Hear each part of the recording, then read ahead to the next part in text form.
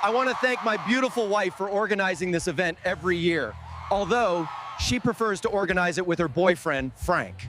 The knife scraped against ceramic as Vanessa carved her steak with surgical precision. Each cut deliberate, controlled, like everything else in her perfectly orchestrated life. I watched her from across our mahogany dining table, the one her mother insisted we buy when we moved into this house 15 years ago.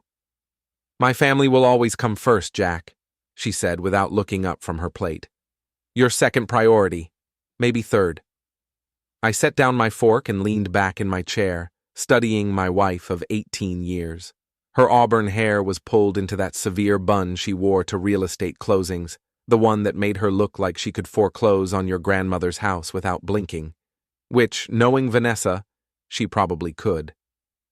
"Good to know where I stand," I replied, keeping my voice level.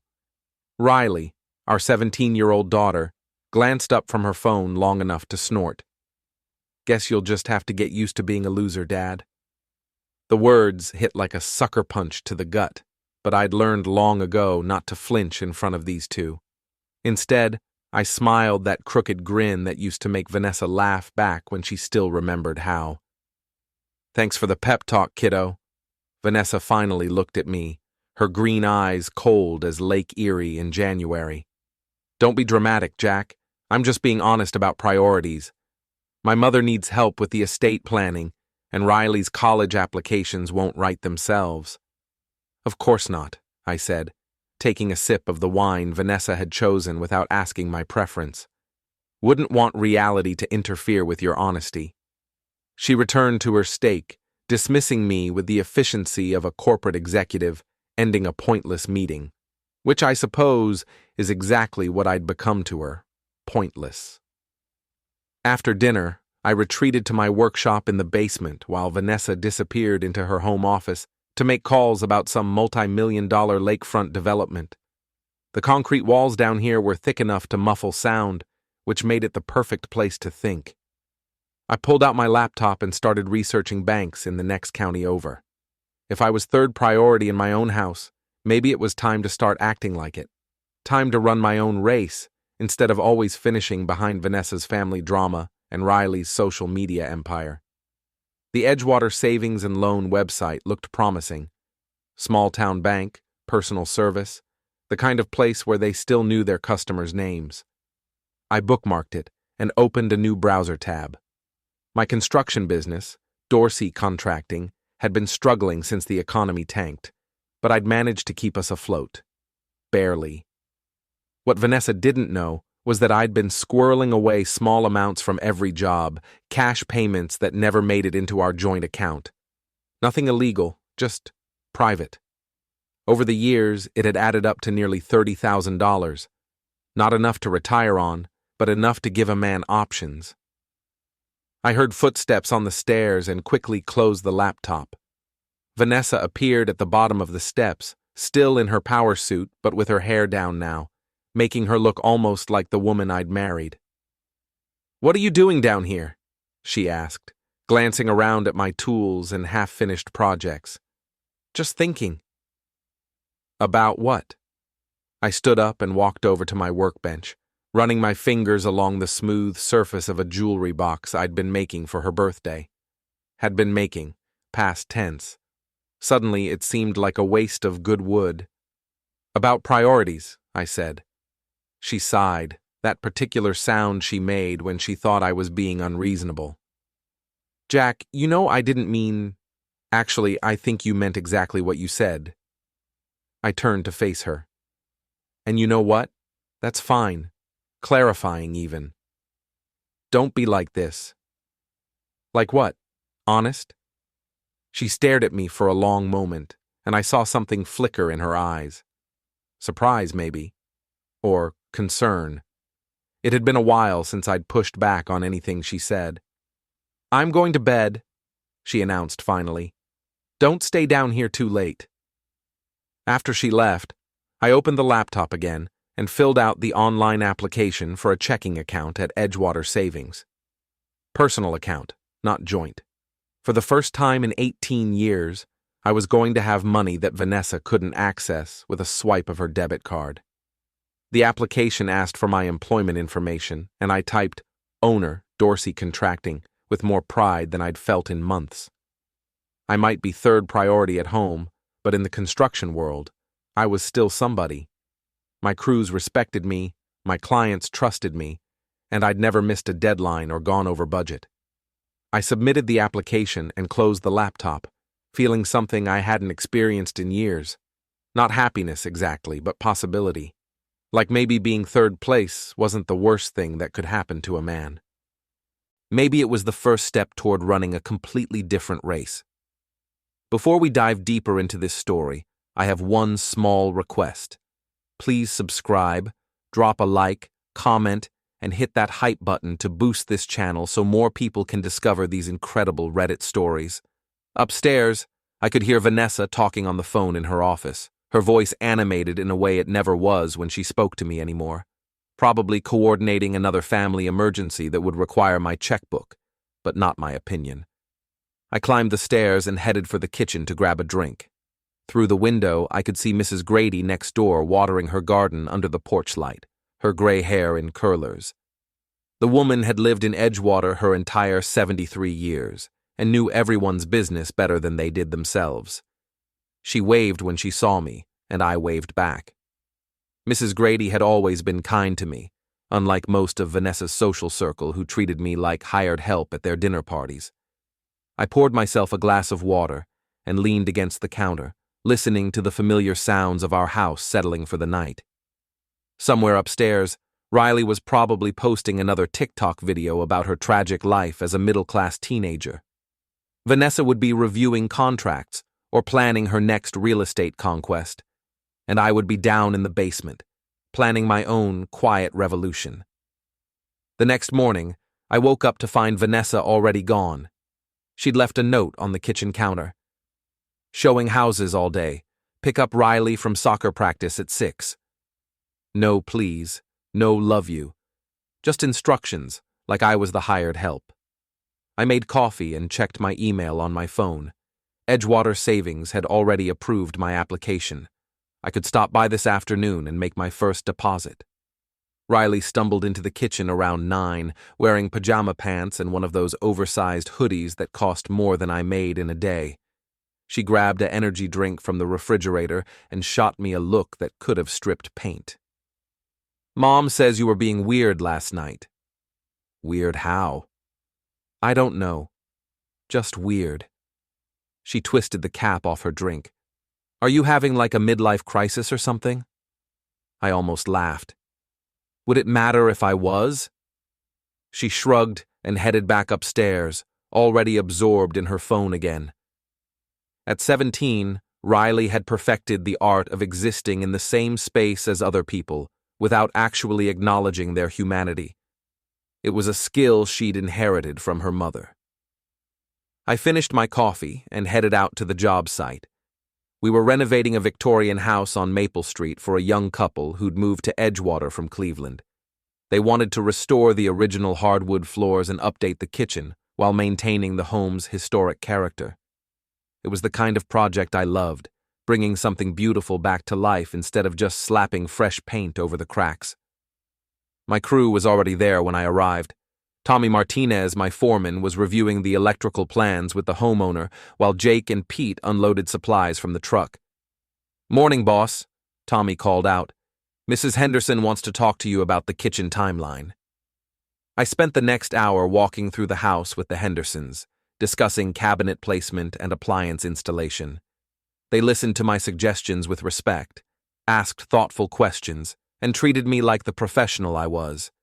It felt good to be valued for my expertise, instead of just my ability to write checks. Around noon, I drove over to Edgewater Savings and Loan. The building was a converted Victorian house with a wraparound porch and flower boxes under the windows. Inside, it felt more like someone's living room than a bank. The manager, a woman named Carol Peterson, greeted me personally and walked me through the account setup process. She asked about my business, complimented me on the renovation work I'd done on her neighbor's house, and made me feel like a valued customer instead of just another account number. I deposited $15,000 in cash, keeping the rest in my workshop safe for now.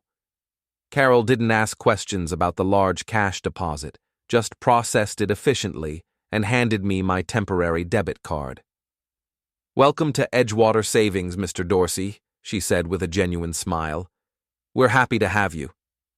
Walking back to my truck, I felt lighter somehow. For the first time in years, I had something that was entirely mine. Money that Vanessa couldn't spend on her family's latest crisis or Riley's designer clothes. It wasn't about the money itself. It was about the choice, the freedom to make decisions without having to justify them to people who'd already made it clear where I ranked in their priorities. I drove back to the job site and threw myself into work, helping Jake install subflooring in the kitchen. Physical labor had always been my meditation, the repetitive motions clearing my head and settling my thoughts. By 5:30, I was covered in sawdust and feeling more like myself than I had in months. I cleaned up and headed over to the high school to pick up Riley from soccer practice.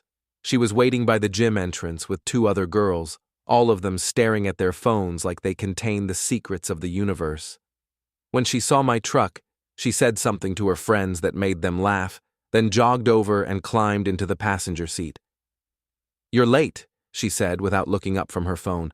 "Practice ended at 6. It's 5:57. Whatever." We drove home in silence, Riley typing furiously on her phone while I navigated the familiar streets of our neighborhood. Edgewater had been a thriving industrial town once, back when the steel mills and shipping companies provided good jobs for working-class families. Now it was mostly retirees and young professionals who commuted to Cleveland, with a few old-timers like Mrs. Grady who remembered when the town had a pulse. Vanessa's BMW was in the driveway when we pulled in, which meant she'd finished showing houses early. I found her in the kitchen, standing at the island with a glass of wine and a stack of contracts spread out in front of her. "How was your day?" I asked, genuinely curious. "Busy. I think the Morrison deal is going to fall through. The buyers are getting cold feet about the inspection report." She took a sip of wine and shuffled through the papers. "How was yours?" "Good. The Henderson project is ahead of schedule." "That's nice." Nice.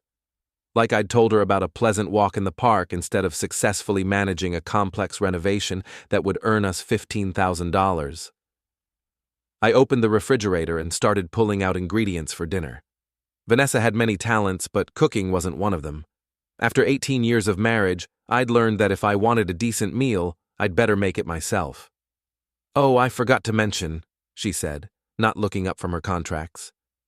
"My mother wants us to come to dinner Sunday. She's having some issues with the property taxes on the rental house." Property taxes, which meant she needed money, which meant Vanessa would expect me to write a check without asking questions. "What kind of issues?" "I don't know the details. We'll discuss it Sunday." "We'll discuss it," meaning Vanessa and her mother would discuss it while I sat there nodding and reaching for my wallet. "Actually, I can't make it Sunday," I said, seasoning the chicken breasts I'd pulled from the freezer.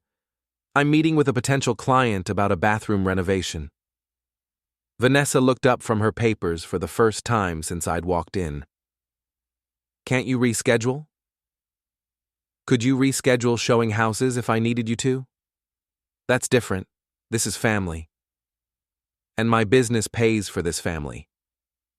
The words hung in the air between us, sharper than I'd intended, but not untrue.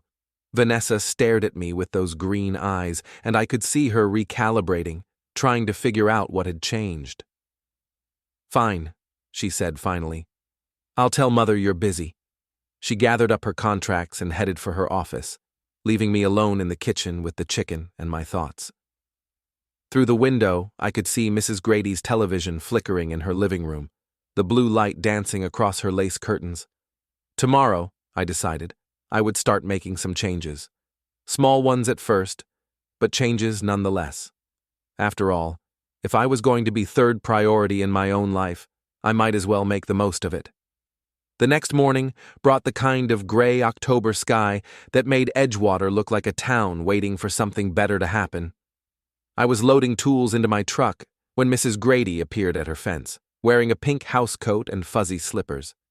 "Morning, Jack," she called out, her voice carrying that cheerful tone that only retired people seem to manage before 8 a.m. "Heading to another job?" "The Henderson place on Maple Street," I replied, securing my toolbox with a bungee cord. "Victorian renovation." "Oh, that's a beautiful house.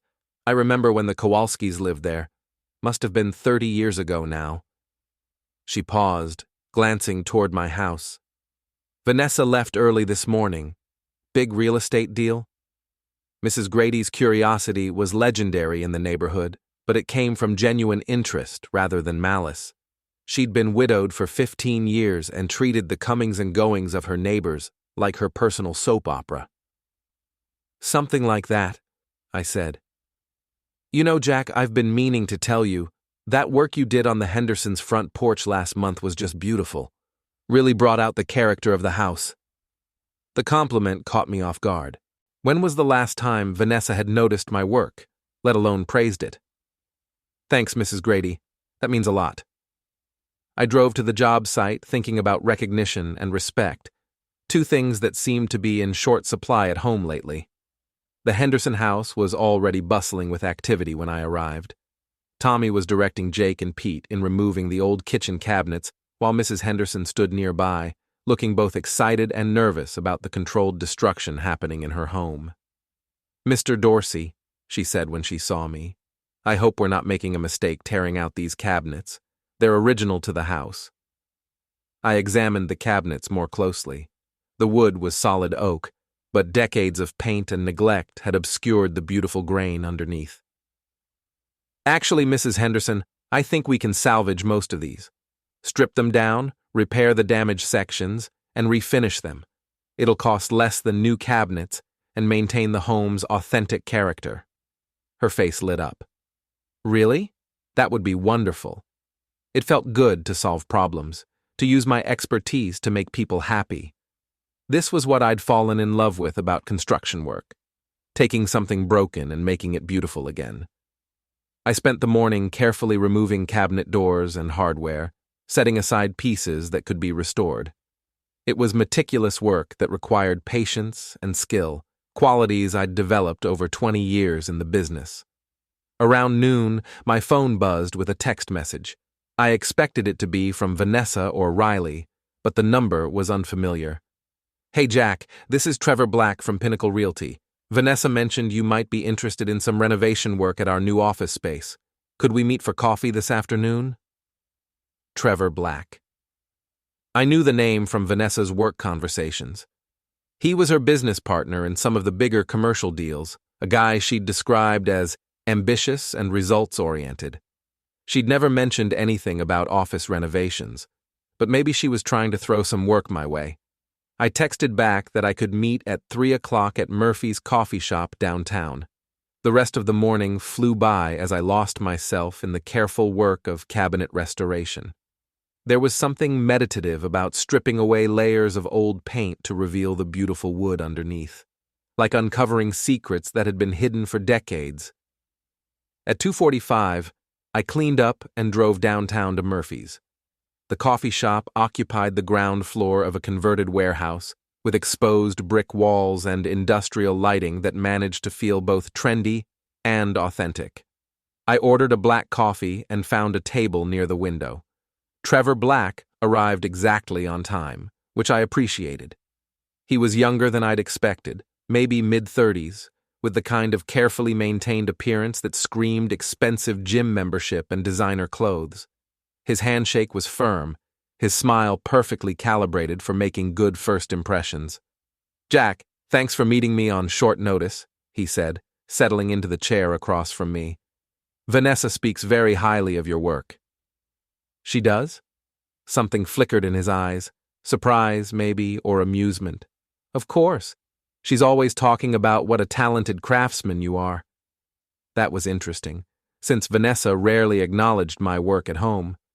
But maybe she was more supportive in professional settings. "So tell me about this office renovation," I said. Trevor launched into a detailed description of Pinnacle Realty's expansion plans.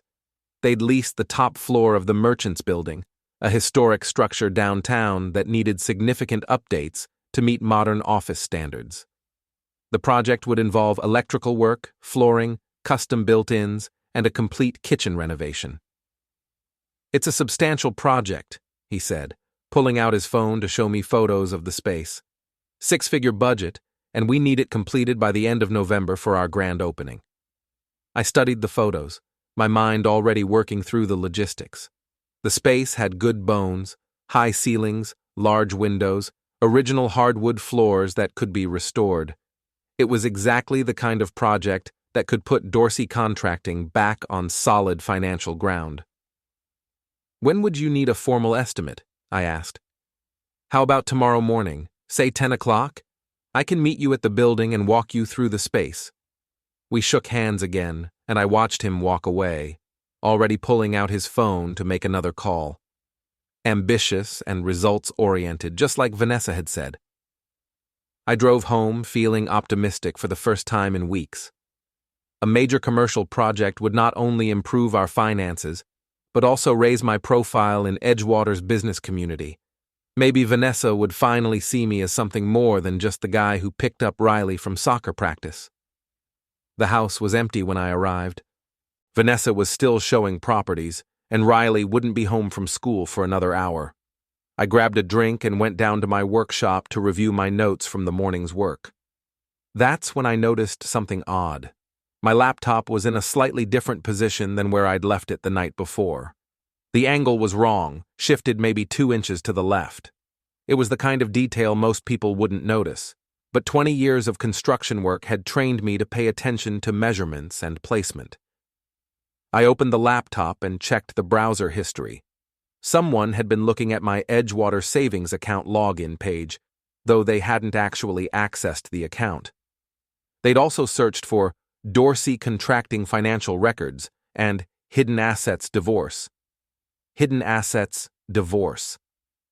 I sat back in my chair, feeling like I'd been punched in the stomach. Vanessa had been snooping through my computer, looking for evidence of... What? That I'd opened a private bank account? That I was planning to leave her? The irony was almost funny. She'd made it clear that I was third priority in her life, but apparently she was concerned enough about my reaction to go digging through my personal files. I heard the front door slam upstairs, followed by Riley's voice calling out, "I'm home." A few minutes later, Vanessa's BMW pulled into the driveway. I closed the laptop and headed upstairs, my mind racing. How long had she suspected something? What had triggered her suspicion? And more importantly, what was she planning to do with whatever information she thought she'd found? Vanessa was in the kitchen when I emerged from the basement, sorting through mail with that focused expression she wore when she was thinking about business. She looked up when she saw me, and I searched her face for any sign of guilt or nervousness. "How was your day?" she asked, the same question she asked every evening. "Productive. I met with Trevor Black about a renovation project." "Trevor?" Her voice was carefully neutral. "What kind of project?" "Office renovation for Pinnacle Realty. He said you recommended me." She nodded slowly. "That's good. You could use a big commercial job." "You could use a big commercial job. Not we could use it, or, that's wonderful news. Just a clinical assessment of my professional needs." "He seems like a good guy," I said, watching her reaction. "Trevor's very professional, results-oriented." There was something in her tone, a warmth that hadn't been there when she talked about the project itself. I filed that observation away for later consideration. Riley appeared in the kitchen, backpack slung over one shoulder, phone in her hand as always. "What's for dinner?" she asked, without looking up from her screen. "I'm making pasta," I said. "Can you make it not gross this time?" Vanessa didn't correct her, didn't suggest that maybe Riley could show a little gratitude for the fact that someone was cooking for her every night. She just continued sorting mail like her daughter's rudeness was perfectly acceptable. I started preparing dinner, listening to Vanessa make phone calls about property showings, while Riley disappeared upstairs to do whatever 17-year-olds did in their rooms for hours at a time. The domestic routine felt surreal now that I knew Vanessa was investigating my finances. During dinner, I mentioned my meeting with Trevor again, watching Vanessa's face for any reaction. "He seems very enthusiastic about the project," I said. "Very hands-on." "That's Trevor," she replied. "He likes to be involved in every detail." "Do you work with him often?" "We're partners on several commercial deals. He handles the development side while I focus on sales and client relations." Partners. The word hung in the air, loaded with implications I wasn't ready to examine too closely. After dinner, Vanessa retreated to her office while I cleaned the kitchen. Through the window, I could see Mrs. Grady's house, warm light spilling from her windows onto the carefully maintained garden. Her life seemed so simple compared to the complicated web of suspicion and resentment that had taken over mine. I was loading the dishwasher when my phone buzzed with a text message. Trevor Black again. "Actually, could we meet tonight instead? Something came up tomorrow morning. Say 8 o'clock at Murphy's?" I texted back that 8 would be fine, then went upstairs to change clothes. Vanessa was in her office with the door closed, her voice a low murmur as she talked to someone on the phone. "I have to run out for a work meeting," I called through the door. "Okay," she called back, not bothering to ask for details. I drove downtown through the quiet streets of Edgewater, past the shuttered storefronts and empty lots that marked the town's economic decline. Murphy's was busier in the evening, filled with college students from the community college and young professionals grabbing coffee before evening classes. Trevor was already there when I arrived, sitting at the same table we'd occupied earlier. He'd changed clothes since this afternoon, trading his business suit for dark jeans and a sweater that probably cost more than I made in a week. "Thanks for accommodating the schedule change," he said as I sat down. "I had a client emergency this afternoon that threw off my whole day." "No problem. Real estate can be unpredictable. Tell me about it." He leaned back in his chair, studying me with an expression I couldn't quite read. "Vanessa mentioned you've been in construction for a long time. Family business?" "No, I started from scratch. Worked for other contractors for years before going out on my own." "That's impressive. Building something from nothing takes real dedication." There was something in his tone that made me look at him more closely. His smile was still perfectly calibrated, but his eyes were calculating, like he was measuring me for something. "Vanessa's lucky to have someone so hardworking," he continued. "Not every woman finds a man willing to support her career ambitions." Support her career ambitions, like I was some kind of accessory to Vanessa's success instead of a professional in my own right. "We support each other," I said carefully. "Of course." His smile widened. "That's what marriage is all about, right? Partnership." That word again. Partnership. I was starting to understand why he'd wanted to meet tonight, and it had nothing to do with office renovations. "About the Pinnacle project," I said, steering the conversation back to business. "When can I see the space?" "Actually, Jack, I should be honest with you. There is no project." The words hit like a slap. I stared at him, trying to process what he'd just said. "I'm sorry? The office renovation was just an excuse to meet you. I wanted to see what kind of man Vanessa was married to." The coffee shop noise faded to background static as I focused on Trevor's face. His expression had shifted from friendly professionalism to something colder, more predatory. "And what's your verdict?" I asked, surprised by how calm my voice sounded. "Honestly? I'm disappointed. Vanessa deserves better than a small-town contractor who can't even keep his own business afloat." The insult was delivered with surgical precision, designed to cut deep, and it worked. I felt anger rising in my chest, hot and urgent, but I forced myself to remain seated. "Is that your professional opinion, or are you speaking from personal experience?" His smile turned genuinely amused. "Both, actually." I stood up slowly, keeping my movements controlled and deliberate. Thanks for the honesty, Trevor. It's refreshing to meet someone who doesn't pretend to be something they're not. I walked out of Murphy's without looking back, my hands shaking with suppressed rage. The October air was sharp against my face as I stood on the sidewalk, trying to process what had just happened. Trevor Black wasn't just Vanessa's business partner. He was her lover. And he'd lured me to a fake business meeting so he could size up the competition and deliver a humiliating message. I wasn't enough for my own wife. The drive home passed in a blur of streetlights and racing thoughts. Everything made sense now.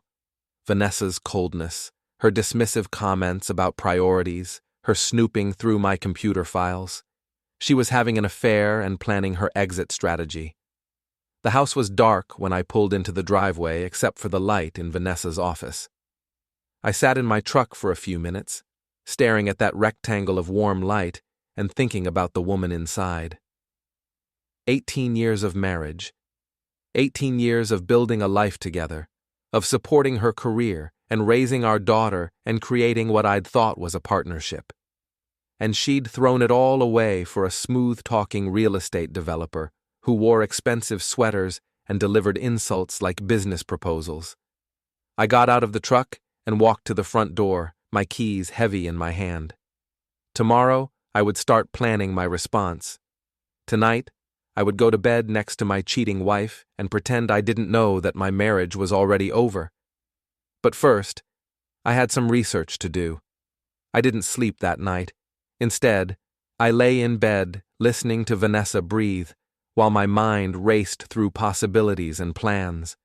She'd come to bed around midnight, sliding under the covers without a word, her body carefully positioned to avoid any accidental contact with mine. Around 3 a.m., I gave up on sleep and went downstairs to my workshop. I opened my laptop and started researching Trevor Black with the methodical thoroughness I brought to construction projects. Social media painted a picture of a man who loved expensive toys and public attention. His Instagram was full of photos showcasing his BMW, his downtown loft apartment, his gym workouts, and his frequent appearances at Edgewater's social events. He'd moved to town 2 years ago from Columbus, where he'd worked for a larger development firm before striking out on his own. Most interesting were the photos from real estate industry events. Trevor and Vanessa appeared together in dozens of pictures, award ceremonies, networking mixers, client dinners. In the recent photos, they stood closer together, her hand on his arm, his smile more intimate than professional. I scrolled through months of images, watching my marriage dissolve in carefully curated social media posts. The timeline was clear. Their relationship had shifted from professional to personal, sometime in the spring, right around the time Vanessa had started working late more often and finding excuses to avoid family dinners. By dawn, I had a comprehensive picture of Trevor Black's life, habits, and weaknesses. The man was vain, materialistic, and careless about his digital footprint. He'd posted photos of his apartment building, his favorite restaurants, even his gym schedule. For someone conducting a secret affair, he was remarkably bad at operational security. I closed the laptop and made coffee, my mind clearer than it had been in months. The hurt was still there, sharp and persistent, but it was accompanied by something else now. Purpose. Vanessa appeared in the kitchen around 7, already dressed for work in a charcoal gray suit that probably cost more than most people made in a month. She moved with the efficient precision of someone who had important places to be and important people to see. "You're up early," she observed, pouring herself coffee. "Couldn't sleep. Too much on my mind." She glanced at me with what might have been concern if I didn't know better. "Everything okay?" "Just business stuff. You know how it is." "Right." She gathered her purse and briefcase, already mentally somewhere else. "I'll be late tonight. Client dinner." Client dinner. I wondered if Trevor would be there, if they'd chosen a restaurant far enough from Edgewater to avoid being seen by anyone who knew us. Have fun, I said. After she left, I called Tommy Martinez and told him I'd be late to the Henderson job. I had some personal business to take care of first. My first stop was Edgewater Savings and Loan. Carol Peterson greeted me with the same warm professionalism she'd shown 2 days earlier, and I deposited another $10,000 in cash. My private account now held $25,000, money that Vanessa couldn't touch or track. "Planning any major purchases, Mr. Dorsey?" Carol asked as she processed the deposit. "Something like that," I replied. My next stop was Murphy's coffee shop. I ordered a black coffee and sat at the same table where Trevor had delivered his insulting message the night before. The morning crowd was different from the evening regulars. Business people grabbing caffeine before work, retirees reading newspapers, college students cramming for exams. I pulled out my phone and scrolled through Trevor's Instagram again, studying the photos more carefully this time. His apartment building was visible in several shots, a converted warehouse in the Arts District with exposed brick and floor-to-ceiling windows. His BMW was parked in the same spot in multiple photos, suggesting he had an assigned parking space. Most useful was a photo he'd posted just last week, his gym schedule written on a whiteboard in his apartment. Tuesday, Thursday, Saturday at 6 a.m. "No excuses," the caption read. "Consistency is everything." Consistency. That was going to be his downfall. I finished my coffee and drove to the Henderson job site, where my crew was already hard at work stripping paint from the salvaged kitchen cabinets.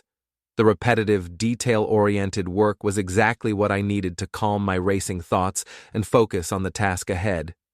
"Boss, you okay?" Tommy asked during our lunch break. "You seem distracted today." "Just some personal stuff," I said. "Nothing that affects the job." Tommy nodded, understanding the boundary between professional and private concerns. He'd worked for me for 8 years and knew better than to pry into my personal life. I spent the afternoon working with my hands, sanding cabinet doors and planning the restoration process. Physical labor had always been my meditation, and today I needed the clarity that came from focusing on simple, concrete tasks. Around 5 o'clock, I packed up my tools and drove home. Vanessa's car was already gone, off to her client dinner with Trevor. Riley was in the kitchen, standing at the counter eating cereal directly from the box. "Where's Mom?" she asked without looking up from her phone. "Work dinner." "Whatever. I'm going to Madison's house to study. Don't wait up." She grabbed her backpack and headed for the door, leaving me alone in the house with my thoughts and plans. I made myself a sandwich and went down to my workshop, where I opened my laptop and began researching private investigators. Not to gather evidence of Vanessa's affair, I already had enough proof for my purposes, but to understand how people conducted surveillance without being detected. The key, according to several professional websites, was patience and preparation. Know your target's routines, choose your positions carefully, and never get emotional or take unnecessary risks. By 9 o'clock, I had a plan. I drove downtown and parked across the street from Trevor's building, positioning my truck where I could see the parking garage entrance but remain inconspicuous among the other vehicles on the busy street. His BMW was in its usual spot on the second level, visible through the garage's open sides. At 9:30, Vanessa's BMW pulled into the garage and parked next to Trevor's car. I watched through binoculars as they got out of their respective vehicles and embraced in the shadows between the concrete pillars. The embrace lasted longer than a professional goodbye, and when they separated, Trevor's hand lingered on her face in a gesture that was unmistakably intimate. They talked for a few more minutes before Vanessa got back in her car and drove away. Trevor walked to the elevator, presumably heading up to his apartment. I followed Vanessa home, staying several cars behind and taking a different route to avoid detection. She was already in her office with the door closed when I entered the house, her voice a low murmur as she talked to someone on the phone. "How was dinner?" I called through the door. "Fine," she called back. "Just reviewing some contracts." contracts. Right. I went to bed before she finished her call, lying in the darkness and listening to her eventual footsteps on the stairs. She slipped into bed around midnight, her movements careful and quiet, like she was trying not to wake me. "Good dinner?" I asked softly. "Mm-hmm," she murmured, already turning away from me. I lay awake for another hour, staring at the ceiling and finalizing my plans. Tomorrow was Saturday, which meant Trevor would be at the gym at 6 a.m. according to his posted schedule. It also meant I would have my first opportunity to send a message. The next morning, I was dressed and out of the house by 5:30. Vanessa was still asleep, and Riley wouldn't be awake for hours. I drove to the arts district and parked a block away from Trevor's building, then walked through the early morning darkness to the parking garage. His BMW was in its usual spot, gleaming under the fluorescent lights. I pulled on latex gloves and walked casually to the car, looking around to make sure I was alone in the garage. The knife I'd brought from my workshop was sharp enough to slice through the tire sidewalls with minimal effort.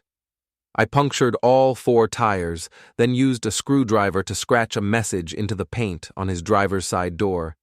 "Flat tire, flat morals." The whole operation took less than 5 minutes. I walked back to my truck and drove home, arriving before Vanessa woke up. I was making coffee when my phone buzzed with a text from an unknown number. A photo of Trevor's vandalized BMW, followed by a message. "Really, Jack? This is how you want to play?"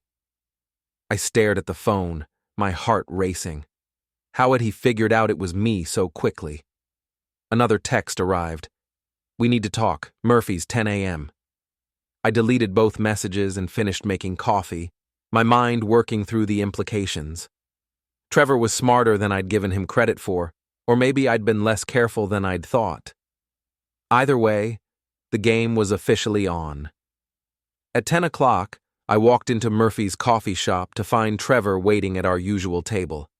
He looked tired and angry, his carefully maintained appearance slightly disheveled. "4 new tires and a paint job," he said without preamble. $3,000 in damage. "That's unfortunate," I replied, sitting down across from him. "Cut the act, Jack. We both know you did it." "Do we? That's a serious accusation. I hope you have proof." He leaned forward, his voice dropping to an angry whisper. "I don't need proof. I know it was you." "Knowing and proving are different things," I said calmly. "Ask any lawyer." "This is exactly what I expected from someone like you," he said. "No class, no sophistication, just petty vandalism.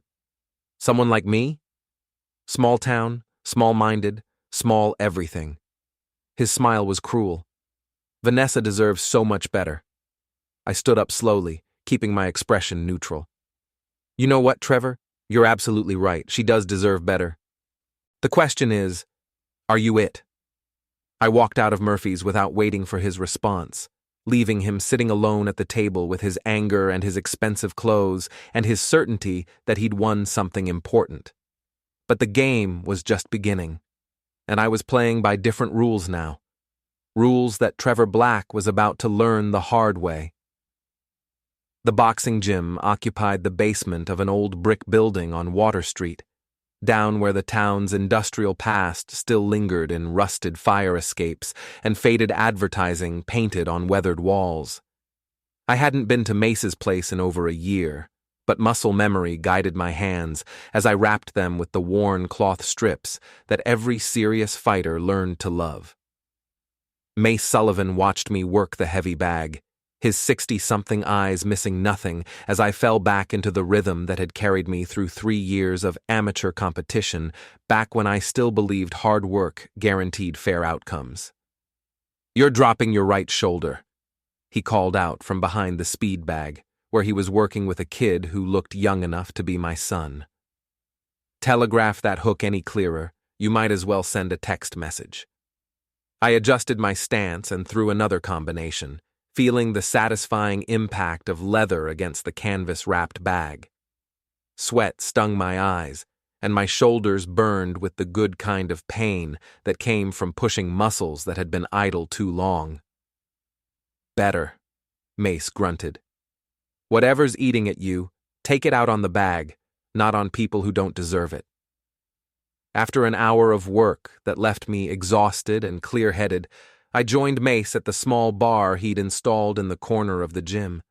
The Rusty Anchor was technically a separate business, but the line between boxing gym and dive bar had blurred over the years until they'd become one entity serving the same clientele, men who needed somewhere to work out their frustrations with their fists instead of their mouths. "Whiskey?" Mace asked, already reaching for the bottle. "Just one." He poured 2 glasses and slid one across the scarred wooden bar. "Haven't seen you in here for a while. Business keeping you busy?" Something like that. Mace had been a professional middleweight back in the 70s, good enough to fight in Cleveland and Detroit before a detached retina ended his career. He'd opened the gym with his pension money and had been training fighters and dispensing wisdom ever since.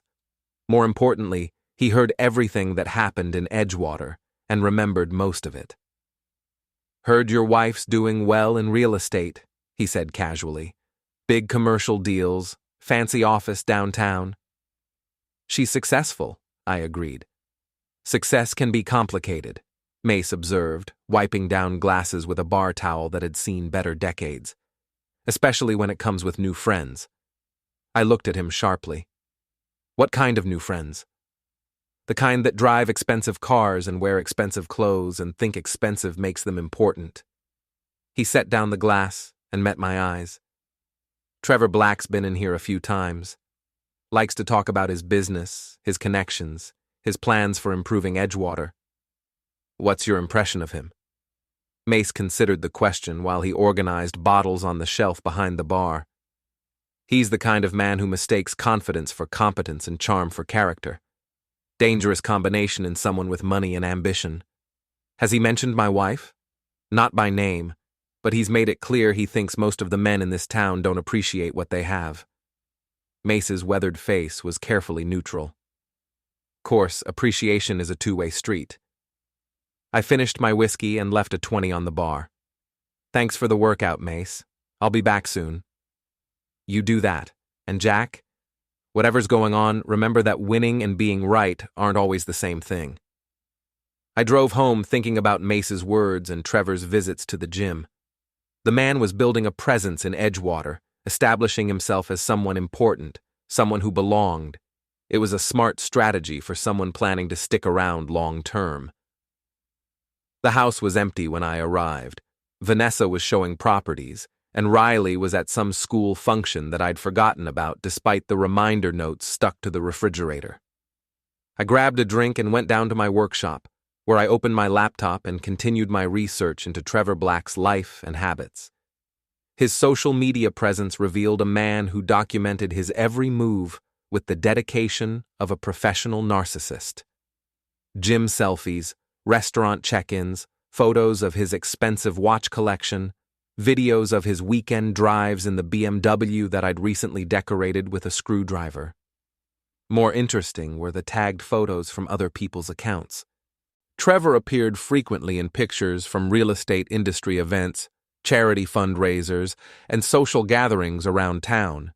He was building a network, making himself indispensable to the kind of people who mattered in Edgewater's business community. In many of these photos, Vanessa appeared beside him, their body language growing more intimate over the months. By summer, they were standing close enough to suggest a relationship that went far beyond professional partnership. I bookmarked several photos and started a timeline, mapping the progression of their affair against my memories of Vanessa's changing behavior at home. The correlation was obvious once I looked for it. As she grew closer to Trevor, she became more distant from me. Around 6 o'clock, I heard Riley's voice upstairs, followed by the sound of the refrigerator opening and closing. I climbed the stairs to find her standing in the kitchen, still wearing her soccer uniform and scrolling through her phone. "How was practice?" I asked. "Fine," she said, without looking up. "Where's Mom?" "Working late again." Riley nodded absently, already absorbed in whatever drama was unfolding on her screen. At 17, She lived in a world where everything was urgent and nothing was permanent, where relationships began and ended with the speed of social media posts. I wondered what she would think when she learned about her mother's affair. Would she be shocked, or had she already noticed the signs that I'd been too trusting to recognize? "Dad?" Riley's voice interrupted my thoughts. "Yeah? Are you and Mom getting divorced?" The question hit like a punch to the solar plexus. "Why would you ask that?" She finally looked up from her phone, her expression more serious than I'd seen in months. "You guys barely talk anymore, and when you do, it's like you're reading from a script or something. Smart kid, too smart for her own good, maybe." "Your mom and I are working through some things," I said carefully. "But whatever happens, it doesn't change how much we both love you." Riley rolled her eyes. "That's exactly the kind of thing parents say right before they announce they're getting divorced." Before I could respond, we heard Vanessa's car in the driveway. Riley immediately returned her attention to her phone, the moment of genuine communication closing as quickly as it had opened. Vanessa entered through the kitchen door, looking tired but satisfied in the way that came from a successful day of business. She kissed Riley on the forehead and nodded at me with the kind of polite acknowledgement she might give a helpful store clerk. "Good day?" I asked. "Very good. Closed the Morrison deal and got 3 new listings." She opened the refrigerator and pulled out a bottle of white wine. "How was yours?" "Productive. Spent some time at the gym." "That's nice. You should do that more often." She poured herself a glass of wine and retreated to her office, leaving Riley and me alone in the kitchen. My daughter glanced at me with an expression that clearly said, "See what I mean?" That night, after Vanessa had gone to bed, I sat in my workshop planning my next move. Trevor's vandalized BMW had been a crude opening gambit, effective mainly for establishing that I knew about the affair and was willing to take action. But crude tactics would only take me so far. What I needed was something more sophisticated, more personal. Something that would hit Trevor where he was most vulnerable, his carefully constructed public image. I opened his Instagram account and studied his most recent posts. Tomorrow was Sunday, which meant he'd probably be at the country club for brunch, a weekly ritual he documented religiously.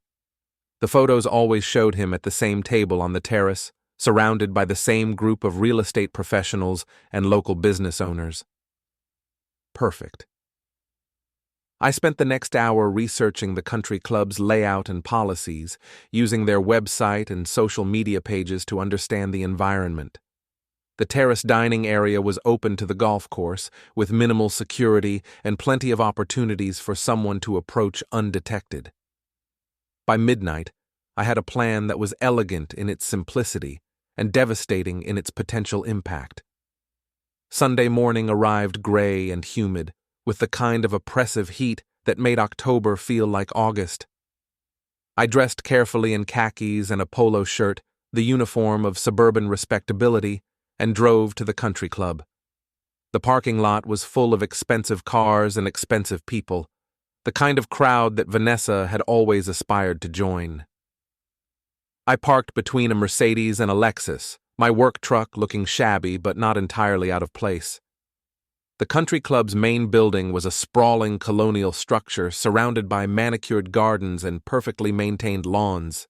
I walked through the lobby like I belonged there, nodding politely at the staff and other members.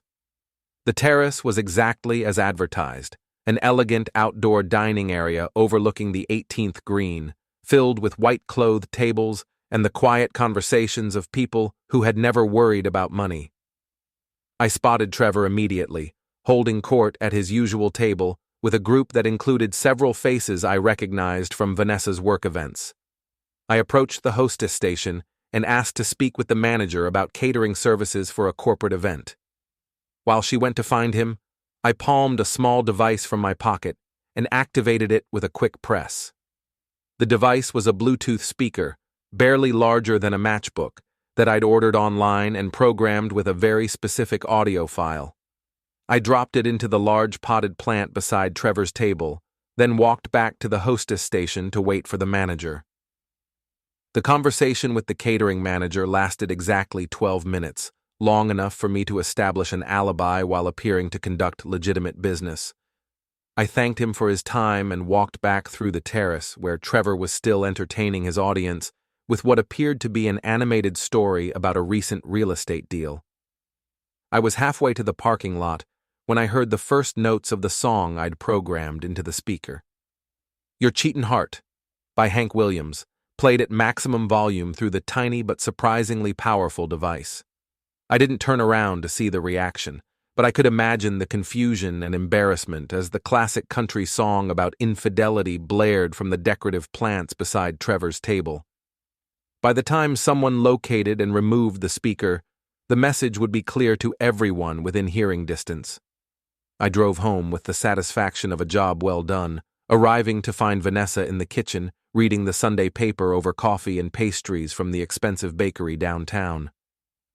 "You're up early," she observed. "Couldn't sleep. Went for a drive." She nodded absently, already returning her attention to the real estate section. Her phone buzzed with a text message, and I watched her face change as she read it. Concern, then anger, then something that looked like fear. "Everything okay?" I asked. "Fine," she said quickly, but her hands were shaking slightly as she set down the phone. I poured myself coffee and sat across from her, studying her face while she pretended to read the newspaper. Whatever message she'd received had rattled her, which meant my country club performance had achieved its intended effect. The rest of the day passed quietly, with Vanessa making several phone calls behind the closed door of her office while I worked on household projects and watched football.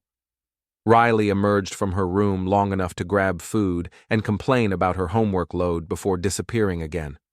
Around 6 o'clock, my phone buzzed with a text from an unknown number. "We need to talk. Tonight." I deleted the message without responding. Let Trevor stew in his own anxiety for a while. Let him wonder what I knew and what I was planning next. Because the truth was, I was just getting started. Monday morning brought the kind of autumn clarity that made Edgewater look almost beautiful again, the way it must have appeared to the original settlers who saw potential in the lakefront location and natural harbor. I was loading tools into my truck when Mrs. Grady appeared at her fence, wearing a bright yellow cardigan and the expression of someone who had news to share. "Jack, did you hear about the excitement at the country club yesterday?" she asked, her voice bright with curiosity. "What kind of excitement?" "Someone played a prank during Sunday brunch. Music started playing from the plants, right in the middle of the dining terrace. Caused quite a commotion, from what I heard." I secured my toolbox with a bungee cord, keeping my expression neutral. "Sounds like someone has an interesting sense of humor." The song was about cheating, if you can believe that. Poor Trevor Black was mortified, sitting right there when it happened. She leaned closer to the fence. "Though between you and me, I've seen him around town with that real estate woman quite a bit lately. Maybe someone was trying to send a message." Mrs. Grady's network of information was legendary in Edgewater, built on decades of careful observation and strategic friendships with other longtime residents. If she'd connected Trevor with that real estate woman, others would have made the same connection. "People do love their gossip," I said. "That they do. You have a good day at work, Jack?" I drove to the Henderson job site thinking about gossip and reputation, two forces that could build or destroy a person's standing in a small town. Trevor had spent 2 years establishing himself as a successful, respectable businessman. But respectability was fragile, especially when it was built on surface appearances rather than genuine character. My crew was already hard at work when I arrived, Tommy directing the installation of the restored kitchen cabinets, while Jake and Pete worked on the electrical updates. The transformation was remarkable. What had been a dated, cramped kitchen was becoming a showcase of period craftsmanship and modern functionality. "Looking good, boss," Tommy said as I examined their progress. "Mrs. Henderson's going to be thrilled." "She should be. You guys are doing excellent work." I spent the morning helping with cabinet installation, the precise work requiring focus and attention to detail. It felt good to create something beautiful, to use my skills for construction rather than destruction. Around noon, Mrs. Henderson arrived with sandwiches for the crew, a gesture of appreciation that reminded me why I loved working with homeowners who valued craftsmanship. She walked through the kitchen with obvious delight, running her hands along the restored wood and admiring the way we'd preserved the room's historic character while updating its functionality. "Mr. Dorsey, this is even better than I imagined," she said. "You've brought this house back to life." "That's the goal," I replied. "These old houses have good bones. They just need someone who appreciates their potential." After lunch, I left the crew to finish the cabinet work and drove downtown to handle some business. My first stop was the bank, where I transferred another $5,000 from my joint account with Vanessa to my private account at Edgewater Savings. The joint account still had enough money to cover household expenses, but my personal reserves were growing steadily. Carol Peterson processed the transfer with her usual professionalism, though I caught her glancing at the amounts with what might have been curiosity. "Planning any major investments, Mr. Dorsey?" she asked. "Something like that. Diversifying my options." From the bank, I drove to the offices of the Edgewater Gazette, the weekly newspaper that served as the town's primary source of local news and gossip. The building was a converted Victorian house on Main Street, with a front porch that had been enclosed to create additional office space. The editor, a woman named Patricia Vance, had been covering Edgewater news for 20 years and knew everyone worth knowing in town.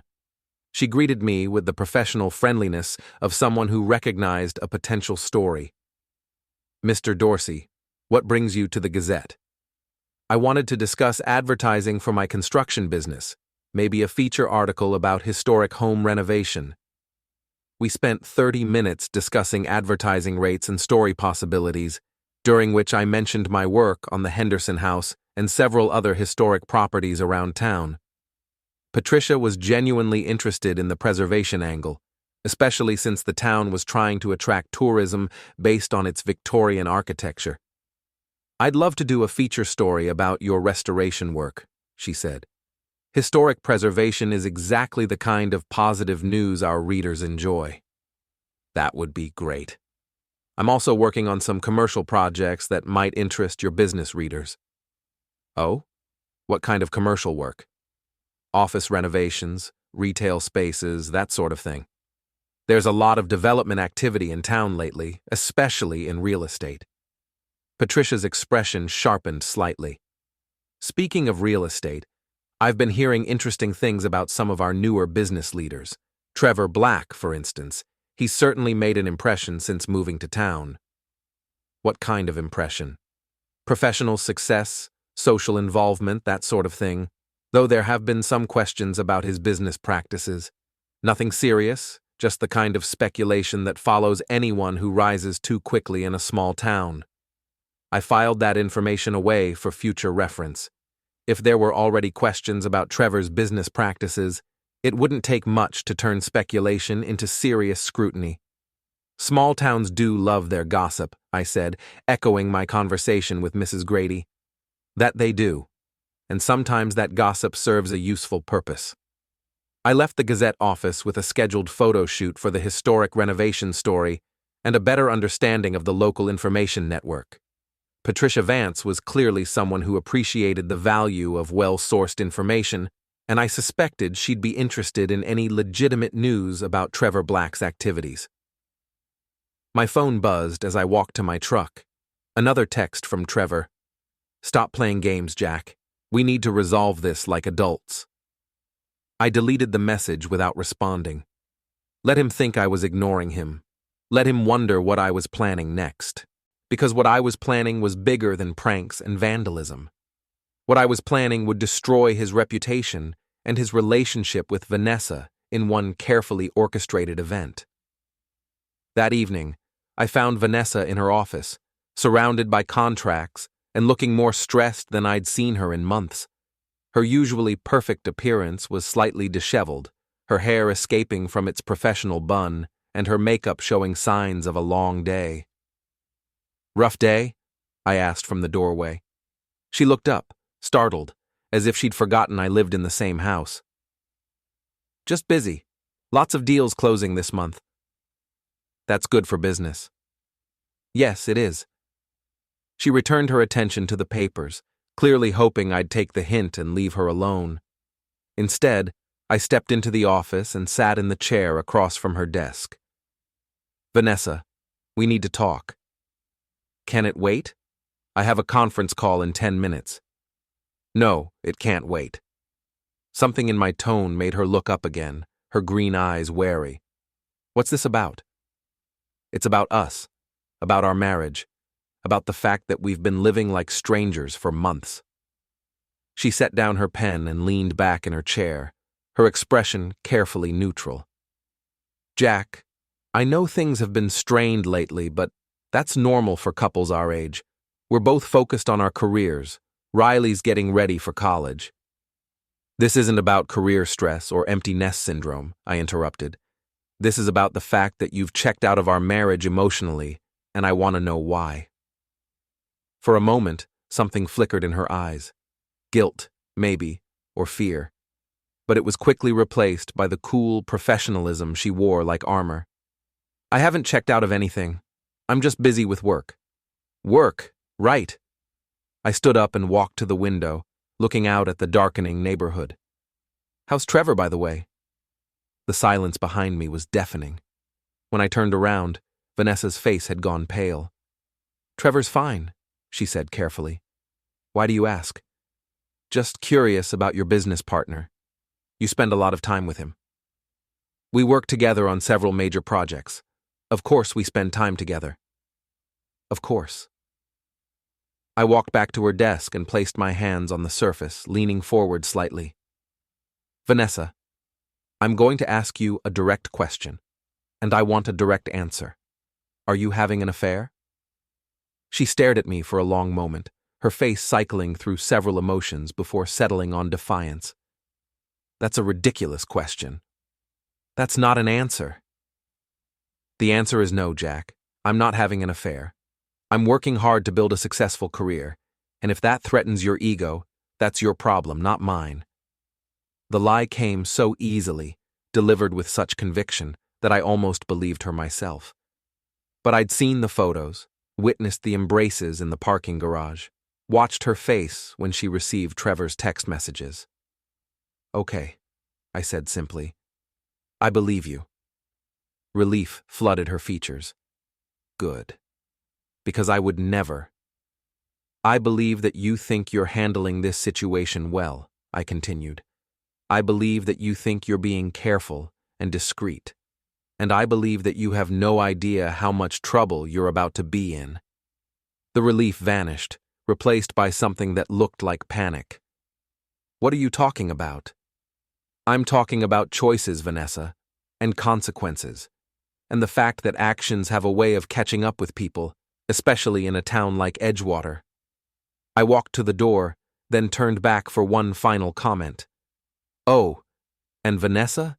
You might want to ask Trevor about his day at the country club yesterday. I hear it was quite memorable." I left her sitting at her desk, staring after me with the expression of someone who'd just realized that the game had changed, and she didn't know the new rules, but she was about to learn them, the hard way. The Edgewater Fall Festival had been a town tradition for 43 years, transforming the downtown area into a celebration of local businesses, community organizations, and the kind of small-town pride that survived even economic decline. Main Street was closed to traffic, lined with vendor booths selling everything from handmade crafts to kettle corn, while a main stage hosted local bands and community announcements. I arrived early Saturday morning to help set up the Dorsey contracting booth, a modest display featuring photos of our recent projects and information about historic home restoration. Tommy and Jake had volunteered to work the booth while I mingled with potential customers and enjoyed what might be my last public appearance as a respectable member of the Edgewater business community. The morning passed pleasantly, with several homeowners expressing interest in renovation projects, and Patricia Vance from the Gazette stopping by to discuss the upcoming feature article about historic preservation. Around noon, I spotted Vanessa and Riley near the food trucks, both of them looking like they'd rather be anywhere else. Vanessa wore designer jeans and a cashmere sweater that probably cost more than most festival vendors would earn all day, while Riley maintained her perpetual expression of teenage boredom, scrolling through her phone between bites of an overpriced gourmet hot dog. "Dad!" Riley called out when she saw me, her voice carrying the artificial enthusiasm she used when she wanted something. "This is so lame. Can you give me money for the arcade tent?" I handed her a $20 bill, which she accepted without thanks before disappearing into the crowd. Vanessa approached more slowly, her expression guarded. "Nice turnout," she said, glancing around at the festival crowds. "Edgewater knows how to throw a party," I agreed, "even if half the businesses represented here will be closed by next year." That's a cheerful thought. Realistic thought. Small towns are fragile ecosystems. When trust breaks down, everything else follows. She studied my face, looking for hidden meanings in my casual observation about community dynamics. "Jack, about our conversation the other night." "What about it?" "I think we should consider counseling, marriage counseling, to work through whatever issues we're having." The suggestion was so unexpected that I almost laughed. After months of emotional distance and weeks of confirmed infidelity, she wanted to work on our marriage. "That's an interesting idea," I said. "What brought this on?" "I've been thinking about what you said, about choices and consequences, and I realized that maybe I haven't been as attentive to our relationship as I should have been." Attentive. That was one way to describe conducting an affair with her business partner while treating her husband like a stranger. "I appreciate that, Vanessa, really, but I think we're past the point where counseling would help." "What do you mean?" Before I could answer, I spotted Trevor Black making his way through the festival crowd, looking like he'd stepped out of a menswear catalog despite the casual setting. He was heading toward the main stage, where a microphone had been set up for community announcements and local business presentations. "Excuse me," I said to Vanessa. "I need to take care of something." I walked quickly toward the stage, arriving just as Trevor was testing the microphone. A small crowd had gathered, mostly other business owners and community leaders who recognized him from various networking events around town. "Good afternoon, everyone," Trevor said, his voice carrying easily across the festival grounds. "For those who don't know me, I'm Trevor Black from Pinnacle Realty, and I wanted to take a moment to talk about the exciting developments happening in our community." I positioned myself at the edge of the crowd, close enough to hear clearly, but far enough away to avoid immediate notice. Trevor launched into a polished presentation about economic growth, property values, and his vision for Edgewater's future as a destination for young professionals and growing families. He was good at public speaking, I had to admit. Confident without being arrogant, knowledgeable without being condescending, passionate without being overly emotional. The crowd was responding positively, nodding along with his points about responsible development and historic preservation. "In closing," Trevor said, "I want to thank all of you for welcoming me into this wonderful community. Edgewater has become my home, and I'm committed to being a positive force for growth and prosperity." The crowd applauded politely, and several people approached the stage to shake Trevor's hand and ask questions about specific properties or development projects. I watched him work the crowd with professional skill, making each person feel like they had his complete attention. Then I saw Vanessa approaching the stage, her expression bright with the kind of professional smile she wore at networking events. She and Trevor embraced briefly, a perfectly appropriate greeting between business colleagues, but I caught the way his hand lingered on her back, the way she leaned into him for just a moment longer than necessary. It was time. I walked to the stage and waited for a break in Trevor's conversations with potential clients. When he saw me approaching, his expression shifted from professional friendliness to wary caution. "Jack," he said, extending his hand for a handshake that neither of us wanted. "Good to see you." "Trevor, nice speech. Very inspiring. Thank you. I believe Edgewater has tremendous potential." "So do I. In fact, I was hoping I could borrow the microphone for a minute, make my own community announcement." Trevor glanced around nervously, probably wondering if I was planning another public embarrassment like the country club incident. "I'm not sure that's—" "Don't worry," I said, stepping up onto the small stage platform. "I'll keep it brief." I took the microphone before he could object, testing it with a quick tap that echoed across the festival grounds. The crowd was already dispersing, but my amplified voice drew their attention back to the stage. "Ladies and gentlemen, if I could have your attention for just a moment," I said, my voice carrying clearly across Main Street. "My name is Jack Dorsey, and I've been a member of this community for over 20 years. More people were gathering now, drawn by curiosity about the unscheduled announcement. I could see Vanessa pushing through the crowd, her face pale with what I hoped was growing understanding of what was about to happen. "I want to talk to you about trust," I continued, "about the bonds that hold communities together, and what happens when those bonds are broken by people who put their own interests ahead of everything else." Trevor stepped toward me, reaching for the microphone.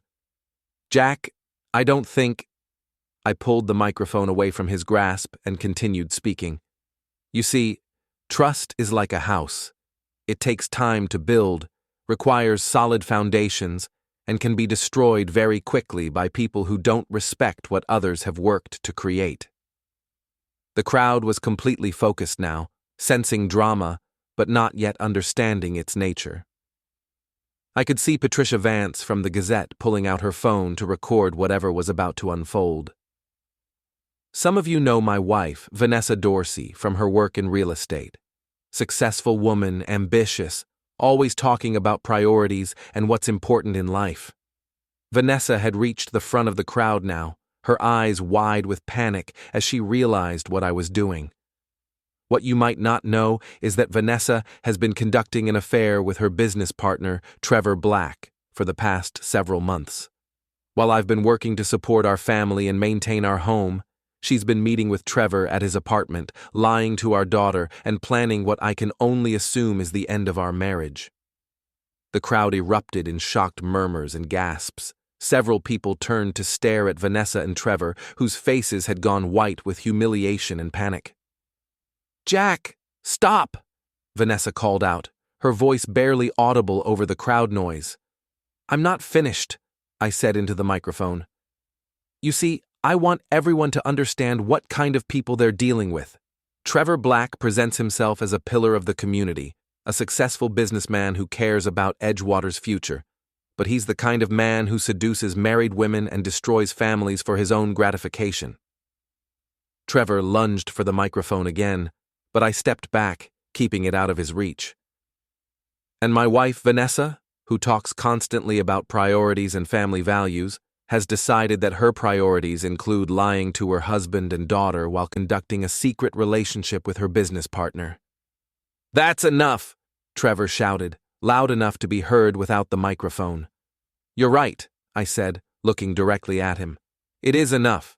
18 years of marriage, 17 years of raising a daughter together, 20 years of building a life in this community.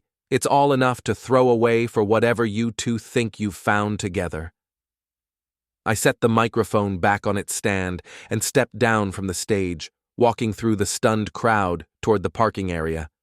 Behind me, I could hear Vanessa calling my name and Trevor trying to address the crowd, but I didn't look back. I'd said what I came to say. The rest was just consequences. I drove home through streets that felt different somehow, like I was seeing Edgewater through new eyes. The festival continued without me, but I knew that my public revelation would be the main topic of conversation for weeks to come. At home, I went down to my workshop and opened my laptop, transferring the remaining funds from my joint account with Vanessa to my private account at Edgewater Savings. $37,000, not enough to retire on, but enough to start over somewhere else if I chose to. I was closing the laptop when I heard car doors slamming in the driveway. Vanessa's voice, high and angry, mixed with Riley's complaints about being dragged away from the festival early. They entered the house together. Vanessa's face flushed with anger and embarrassment, Riley looking confused and annoyed. "What the hell was that?" Vanessa demanded as I emerged from the basement. "That was honesty," I replied. "Something this family hasn't seen much of lately. You humiliated me in front of the entire town. You humiliated yourself. I just made sure everyone knew about it." Riley looked back and forth between us, her expression shifting from annoyance to understanding to something that looked like fear. "Are you guys getting divorced?" she asked quietly. Vanessa and I stared at each other across the kitchen, 18 years of marriage reduced to this moment of mutual recognition that we'd reached the end of whatever we'd once had together. "Yes," I said simply. "We are." Riley burst into tears and ran upstairs, slamming her bedroom door hard enough to shake the house. Vanessa stared after her, then turned back to me with an expression of pure fury. "I hope you're satisfied," she said. "You've destroyed everything." "I didn't destroy anything, Vanessa. You did that when you decided Trevor Black was more important than your family." She opened her mouth to respond, then seemed to realize that there was nothing left to say. After a moment, she grabbed her purse and car keys and headed for the door. "Where are you going?" I asked. "Somewhere I can think without having to look at you." After she left, I sat in the quiet house listening to Riley crying upstairs and thinking about the choices that had brought us to this moment. In a few hours, I'd destroyed my marriage, humiliated my wife and her lover in front of the entire town, and traumatized my daughter. But for the first time in months, I felt like I could breathe freely. Outside, Mrs. Grady's house glowed with warm light, a beacon of stability in a neighborhood that had just learned that appearances could be deceiving, and that even the most respectable families could harbor devastating secrets. Tomorrow, I would start figuring out what came next. Tonight, I would sit in the ruins of my old life and appreciate the terrible freedom that came with having nothing left to lose. The game was over. I had won. And winning, I discovered, felt exactly like losing, only with better reasons for the pain.